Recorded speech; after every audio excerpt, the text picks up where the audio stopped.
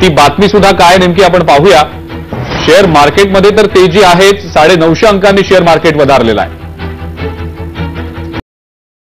एक मुद्दे आहेत, इन्कम टॅक्स स्लॅबमध्ये काही बदल होतो का, केंद्र सरकार त्या दृष्टीने काही निर्णय घेतं का, या संदर्भात director general of IMC Ajit Mangrulkar यांनी काय नेमकं म्हटलंय, थोडक्यात आपण ते पाहूया।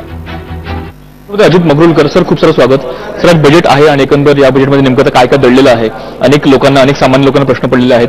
तुमचं आजच्या बजेटबद्दल आकलन काय, तुमचं म्हणणं काय याबद्दल? माझं म्हणणं आहे की या बजेटमध्ये नक्कीच आपल्याला मध्यमवर्गीय किंवा आपल्या सगळ्यांसाठी जे इतके वर्ष आपण म्हणतोय की टॅक्स किंवा टॅक्स याच्यामध्ये काही आपल्याला मोठ्या घोषणा मिळतील ऐकायला की नाही, या बजेटमध्ये गव्हर्नमेंटला करावंच लागणार आहे। हातात आपला जो इन्कम येतो तो वाढला पाहिजे, म्हणजे त्याच्यासाठी तुम्ही स्लॅब चेंज करा किंवा तुम्ही अजून एटीसीसी वाढवा किंवा काही करा, मेन थिंग इज हातात जो लोकांचा पैसा येतो तो वाढला पाहिजे, मगच आपलं परचेसिंग पॉवर वाढणार। आजचं बजेट हे सामान्यांच्या दृष्टीने सकारात्मक असेल? नक्की व्हायलाच पाहिजे।